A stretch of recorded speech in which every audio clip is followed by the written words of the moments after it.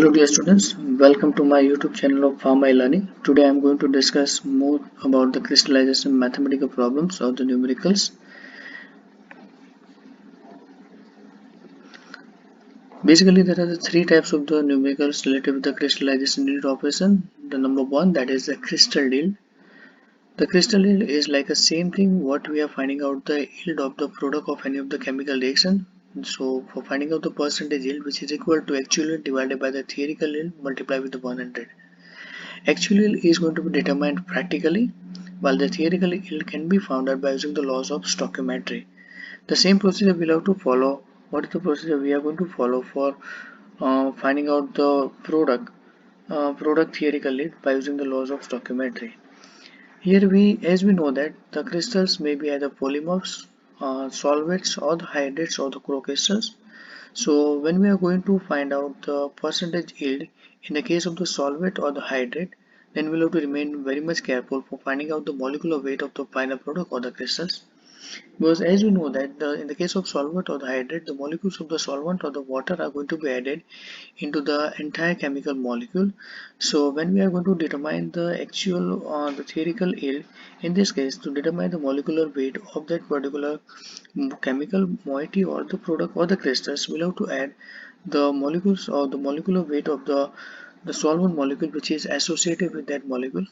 As for example, in this case, that is as for example CuSO4 7H2O, it is one of the product in the form of crystal. So for finding out the molecular weight of the CuSO4 7H2O, we will add the atomic weight of the copper, sulfate, 4 oxygen atoms, and apart from that we are going to add the molecular weight of the 7 water molecules, that is 7 times 18, to determine the molecular weight of this CuSO4 7H2O. If we are not going to add this molecule weight of this particular water, then we are not going to find the exact percentage yield or the purity. The another type of numericals which is relative in the crystallization, that is relative with the second and the third step of crystallization, that is the nucleation and the crystal growth respectively. In the case of nucleation, we want to find out then the formula for the finding out the nucleation rate is equal to B is equal to K in KB into delta C raised to B. The Kb is represents that is nucleation constant, while the small b represents the nucleation order.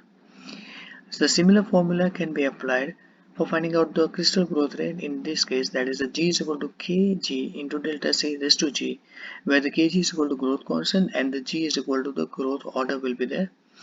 If in this both of this formula for finding out the value of small b, that is a nucleation order, and the finding out the value of small d, that is the growth order, we'll have to look at the particular chemical reaction and we'll have to determine what is the order of that chemical reaction. In most of the time, the order of the chemical reaction will be either the zero order or the first order or the second order or the pseudo first order. So depending upon that, we'll have to keep the numerical value associated with those particular order like a 0, 1, 2, etc.